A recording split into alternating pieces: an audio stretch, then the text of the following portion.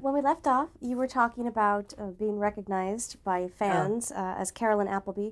How often do you attend events for Lucy? You mentioned being oh, back in the Jamestown, the that sort of Loving thing. Lucy and so forth. Oh, I'm sorry, I'm talking over you. That's all right. What sort of events do you attend? Do you do them often? Not often, and though I've done a number of interviews, when um, it's a birthday celebration for Lucy and everybody is wishing, then they'll do a thing with me and a lot of other people, a lot of people who worked with her and her friends and so forth, but for a while, every year they would have a Loving Lucy event, and everybody comes from all over the country. And it was here in Hollywood, I think at the Hilton Hotel in Burbank, and Tom Watson was the head of that. And so I did a few of those, and they had some of the cast were there, and the writers, and not Jess. He died before they started that. Um, and then last year I went back to I keep saying Jamestown. Jamestown, and so we did it there, and I was really amazed at the number of people that came to, and fans just absolutely unbelievable. I mean, they adore her. Why do you think the show has remained so popular 50 years later? I think because number one, Lucy was wonderful. Um, the relationship with Lucy and Desi was most unusual. She wouldn't do the show without Desi. That's why when it changed from My Favorite Husband to I Love Lucy, she insisted that Desi be the husband, and they didn't want him. But anyway, she insisted, and that's the way it was, and so it was fine. So, oh, now what did you just ask me? Why it's remained so Oh, popular? because it's like every woman thinks that she sees herself in Lucy, the wanting to do something more. This was before the women's liberation and everything, and women were still housewives, and they just took care of the children, and that was it. And they didn't have big careers and so forth. So she represented what a lot of women would like to have in their lives. And the show was funny, it was clean, and that it it could be seen by any one of the family, from the little child to the grandmother, and it wasn't going to offend anyone. Um, it was, of course, at that time there was a lot of censorship. I mean, they couldn't be in the same bed together uh, ever, and they couldn't say when she was pregnant. It had to be, we're having a baby, and he did the whole singing thing to her and so forth, and uh, but it just was it was a good fun, and she got it. It was, as they say, a predicament show. She was in a wild thing all the time. I wish I could remember that there was one story that my husband did uh, this was the opening of NBC studio in Burbank, and he wrote the show, and he did a sketch with Judy, Cesar Romero, and Judy. God, who did Born Yesterday? Holiday? Judy Holliday. Yeah, and so they were doing a scene together, and it was like a little like Lucy and Desi. And she was saying, you know, um, she said, you're going to have to do something because our ratings are getting pretty low. And he says, I've done everything. And she said, I had a baby. And he said, yeah, but I don't have anything wrong with me. And she said, just let the doctors come in, they'll browse around, they'll find something. And it was a very funny sketch. And anyway, we went, rehearsal was the next, that was on a Saturday, I think, a Saturday night. And then I was called to do rehearsal on Monday. Lucy came in furious. She said, "Did you see the opening of that show, that NBC opening?" She said, "They did us." She said, "They were doing us." And so Jess was there, and he said, "Lucy, you know, that was Doris's husband." And so she looked at me, but they were really terrible. I had me almost in tears, you know. I said, "It was funny. It was funny." And she said, "Yes." And I said, "Well, you know, imitation is the sincerest form of flattery, you know." Anyway, we got through it, but it was a very funny sketch. But she was really angry because they did. Can you see that thing floating around in front of me? Mm-mm. Oh, that's good. Well, we've gotten through Lucy. Let's talk about some of the many, many other shows that you appeared on. We'll go through some of the shows from the 1950s. Mm-hmm. The first, Adventures of Superman. What do you remember about that experience? Oh, well, that was, I think the story was the Eye of the Idol. I think that was the one. I have it down as Jungle Devil. Oh, Jungle Devil. That's right. That was another one. Yeah, well, gee, somebody sent me a picture of that just recently and asked me to sign it and send it back, which I did. I'm sorry. It would have brought the whole incident back. Anyway, that was film. And when I arrived on the set, there was this big native chief, you know, in full regalia with a headdress but bare to the waist and all the beads and everything, looking very fierce. And I was there in my khakis and silk shirt and ready to go on. And I hear this voice say, "Mrs. Isaacs," which, you know, is married to Charlie Isaacs. And I thought, who's calling me Mrs. Isaacs on the set? And he says, "Mrs. Isaacs." And I looked, and it's the chief. And I said, you know, I really didn't recognize it. He said, "It's me, Leon, from the Beachcombers." Well, Leon was a waiter at the Beachcomber restaurant. And we went there all the time. We adored it. He was a waiter, he was an actor, and he had a barber shop. So anyway, I thought that was so funny that here is this wild-looking creature, you know, calling me Mrs. Isaacs on the set. Anyway, it was fun to do. And George Reeves was terrific. It's so sad to think what happened with him. But it did. One you mentioned earlier from your radio days, but this is now for television, The Great Gildersleeve. Oh, yeah. Well, I did that on radio, and I didn't. That was with Hal Perry. I didn't play his girlfriend on that. I don't know what I played. Different characters, maybe. Or maybe I did play one of the girlfriends. I honestly don't remember. But then when it moved to television, and Willie Waterman was the Gildersleeve, then I was his girlfriend. Yeah. That was nice. It was fun. I was going to mention something that I loved to do. Oh, Hogan's Heroes. Oh, we're not at that yet. Oh. We'll get to that. What about the Bob Cummings show? Did you appear on that one? Yes, I did. Talk a little bit about what you recall of that experience. Well, that was a Paul Henning show. And I don't remember too much about that, except that Bob, and just one of the pretty girls, I guess, and the characters that he had forget whether it wasn't a model agency, but it was something. And it was a romance, you know.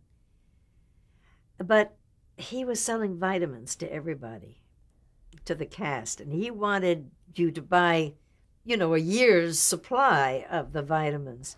And I didn't do that.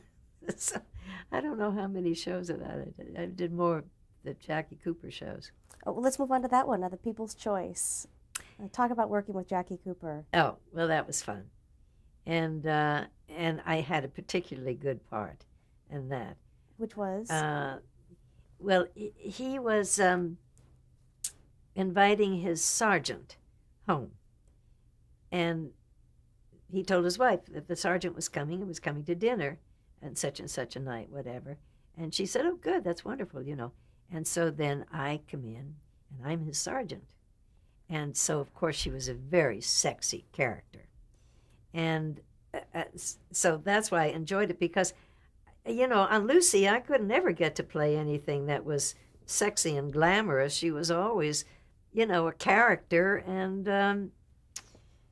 an overboard thing. And anyway, that episode got me the lead in a John Lund film, Affair in Reno. And that was interesting because here I was very blonde at that time and cute. anyway, and then I go to do the film, and the producers decide that because John is blonde, that I should be, my hair should be darkened.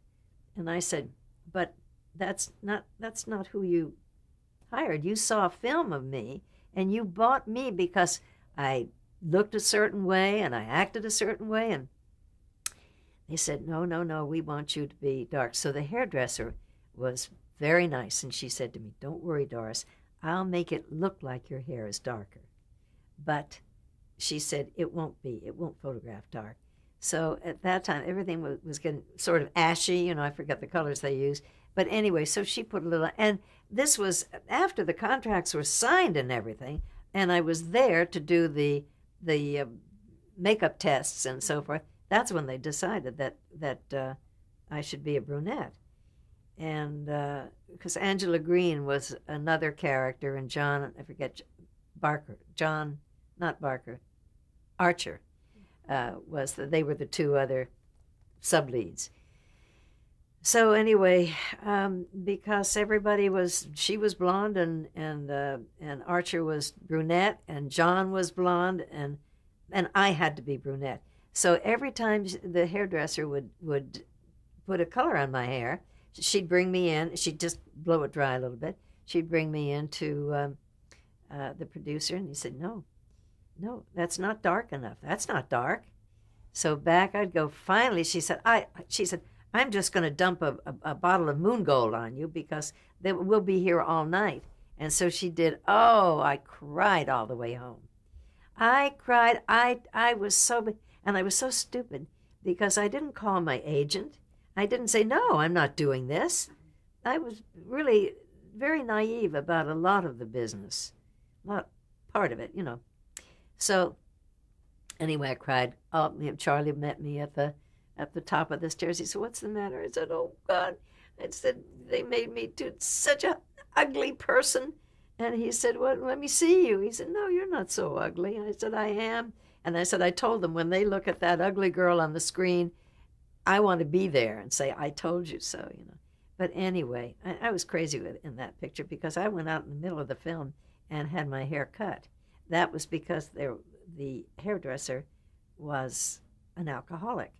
And she was very nice and very sweet, but she never did the back of my hair, ever. So anyway, I went out in the middle of the film and had my hairdresser cut my hair. Not too good an idea. Oh, that didn't go over too well? No. But I think I got to like the darker hair after a while. I got used to it. Well, I got used to the part. It's a very good part. It's a cute film. Let's talk about some other TV appearances. You appeared on 3 episodes of Matinee Theater. Oh, yes. Talk about that experience. Well, I really did not want to do that show because I'd heard about it. They did it. They only photographed you from the waist up. So when you were supposed to sit down, you actually sat up on the chair. I can't describe it, but it was very, very strange. It was a strange way of, well, they did everything in close-up, really. Anyway, the first time I was called, I kept saying, no, I didn't want to do it. My agent kept saying, they want you to do it. And I said, but I don't want to do it. So finally, I did give in. And I had a neighbor who is now her child is my godchild. But anyway, she lived 2 doors away. And she invited me to a luncheon at Marymount. And this was in the fall, and it was a very hot September day. And everybody was wearing their fall clothes. I had a big quilted skirt on and a turtleneck and belt. Oh, so anyway, it was very, very hot. And every time we were sitting there at the table, and everybody would come by, and then Jackie would say, I want you to meet my neighbor. This is Doris Singleton. She's going to be on matinee Friday, and you better let the novitiates watch her, you know. And the nuns would say, oh, yes, we will, we will. And every time she would introduce me to someone, I just felt, oh, something coming out on my lip and something under my eye. And finally, I took my compact out, and I looked at myself, and I had these lumps on my face. I said, Jackie, do I look strange to you? And she hadn't paid any attention. She was just so busy introducing me. And so she said, yes. She said, you've got big bumps all over you. She said, well, my pediatrician is across the way. We'll go over and see him. So we went over, and I saw the pediatrician. I had hives, and it was just nerves from the heat and her telling everybody that I was going to be doing matinee, and I was nervous about it anyway. And then so he told me to go home. Oh, he gave me a shot of something, and then told me to go home and stay in the shower the rest of the afternoon because I had to go to rehearsal that night. So anyway, I got through it, and it was fine.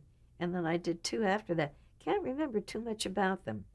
Well, you must have enjoyed the first enough to... Yeah, to go back. To go back. Yeah, well, you know, some things, the unknown is always scary, and that was completely unknown for me. That was a live show, matinee. Yeah. Was it unusual for you to get nervous about a performance? Oh, like that, yeah, yeah.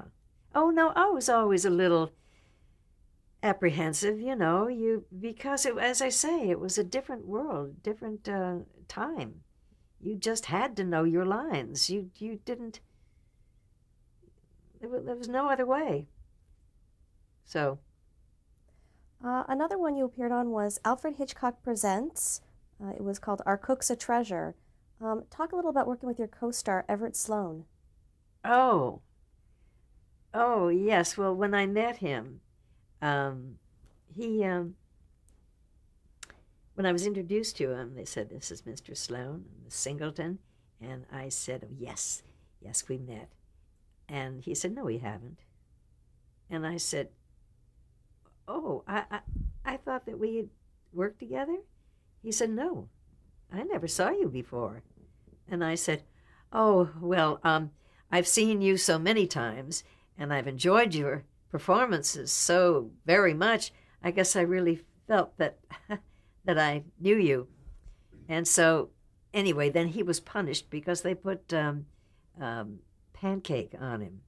And he was allergic to pancake. Forgot to tell the makeup artist that he was allergic, and didn't tell them not to use the pancake, to use pan stick instead, or whatever it was. And so they had to photograph everything. They had to change everything, photograph him from the opposite side. So that was quite an experience with him. He was not too pleasant. He had a bad allergic reaction? Yeah. So just to one side of his face. So anyway, that was my experience with that. Another show you appeared on a few times was Perry Mason. Oh yeah, a lot. Talk a little about those experiences. Well, those were the early shows for me. I keep trying to think of which were the early ones. Well, Perry Mason was, and Superman, and Irma, my friend Irma, and what was the other one that was so good with they were in school, and they were all immigrants, and can't think. Well, Good anyway, show. Let's talk about Perry Mason. What do you recall about working on that with Raymond Burr and Barbara Hale? Well, again, lovely people, good, solid actors, no temperament, no anything like that. Mm-hmm. But nobody palled around with. There wasn't time for that. You know, you were really busy learning your lines and getting things right. Nothing special. Nothing. I've seen those shows over and over, The Crooked Candle and there's some shows that are run a lot like that. Oh, but I do want to tell you about one thing that I thought was funny in the very early days. It was a show called Frontier Doctor with Rex Allen.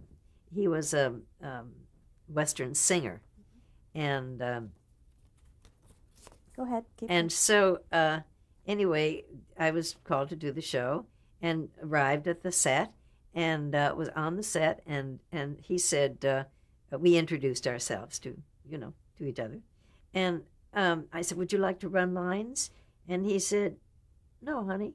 He said, you say what you want to in your close-ups, I'll say what I want to in mine. I said, oh, okay. I thought that was pretty funny. Well, having had so much experience working in sitcoms, did you enjoy doing dramatic parts as well? I loved it. But I loved them both. I really did. And I was very lucky to have the background that I had and to be able to change and good training. Radio was wonderful training. And, of course, stage to begin with. So. Well, now let's move on to your sitcom, 1960, Angel. Oh. Well, talk about how that came about, what that show was about. Well, that was Jess Oppenheimer's show, and he wrote it with me and Don Kiefer as my husband, and a little French girl, Annie Farget, and Marshall Thompson.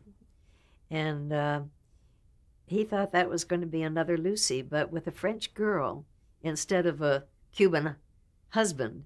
It was reversed, and it was a very cute show. And I loved doing that show. I had the best part. It was really terrific. And I heard later that when they showed it to the agency, they really liked me.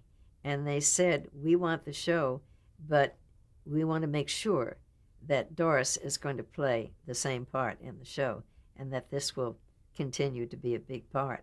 I said, God, I wish I'd known that, before we negotiated. But anyway, I did it. And what role did you play? How would you describe your part? Well, she was very sophisticated, and she was trying to tell Annie how to behave in New York, as opposed to being a French wife in France. And now she was here in New York. And so she would tell her to do things like, the sign of success is when you wear beautiful clothes. And so you must buy things. You go out and you go everywhere. You buy a beautiful suit. You buy beautiful jewelry. And then everybody will know that your husband is very successful. So anyway, she takes her on this shopping expedition, and then Annie comes home with all these boxes and everything, and Marshall looks at it. He says, what have you done? She says, oh, I want to be an American wife. I do things, I buy for you. So anyway, that's the kind of character it was. And she did all the things that she couldn't drive. Carolyn taught her to drive. So that's the kind of relationship it was.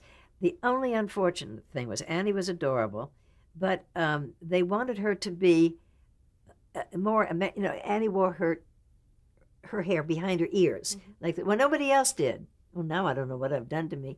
But anyway, and they said, no, don't show your ears like that. You wear it down. Anyway, they made her change her hairdo. They made her change everything. And they took her Frenchness away, but not her accent. And people could not understand her. So, unfortunately, we only lasted one season, and I loved doing that character because it was a sophisticated character. And she had wonderful scenes with her husband. And what was your character's name? Wish you hadn't asked me. I just remember what the character was. I'll have to play the thing. The Susie? Susie. Yeah, okay. Yeah. That's right. That's funny. And Don, I spoke with not too long ago. I said, why don't I ever see you at the Academy anymore? motion picture, you know. And I said, you're not at the screenings anymore. And he said, no. And I said, how come? I looked for you because he always sat in the same place. He said, because I'm blind now. Oh, I felt so bad.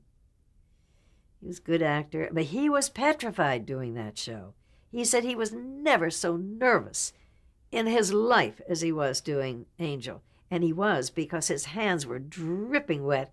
And there was a scene when we left this dinner party. He was supposed to put my stole on. That's when everybody wore stoles. He put it on upside down, and I was clutching the thing as I went out the door. But anyway, it was fun. Why do you think he was so nervous about this show? I don't know. I think he was not used to playing comedy. And he said he was just, it was just torture for him. I think it sent him to a psychiatrist for many years. Well, now let's talk about some of the shows you appeared on in the 1960s. There's quite a list here, so bear with me. Oh, you bear with me? The first is the Ann Sothern Show. Oh, I forgot all about that. Yeah. Well, that was interesting. That was a film show, and which then reminds me of Loretta Young, which I did before that. But the Ann Sothern Show, I really can't remember the whole show, but I do remember sitting at a table with her. We had a luncheon scene, and she had, the whole table was draped in black, and she was in black except for the white collar on her dress and white rose. And it was because she was so heavy that she wanted to be completely concealed, to fade into the background. But she was very nice, and I enjoyed doing the show. And then the Loretta Young Show, that was when she came, made the grand entrance with the filmy dress that Jean-Louis did. I think it was Jean-Louis, whom she later married. And anyway, the scene, we had a breakfast scene together, and we're eating donuts. And I remember her saying to me, and she had powder and a brush next to her at all times, and she just kept those eyes very clear all the time. She said, you never let your eyes get red, and she was always dabbing them with powder. And anyway, we were at breakfast doing the scene, and I was starving, because we started early in the morning, was there at, I don't know what time, 6 o'clock for makeup, I guess, and by the time we got to the set, it was 8, but no breakfast, and they had donuts on the set. So in the scene, I was eating the donuts. Well, I was not used to film, and I didn't know that we were going to do the scene 10 million times. And I ate donut after donut after donut, because there were so many takes, and she was very particular about how she was being photographed, and she was gorgeous, and she didn't have to worry about any angle. But anyway, so that was my main memory of that show, of that particular show. It's fun. Let's stop right there. It's been another half hour.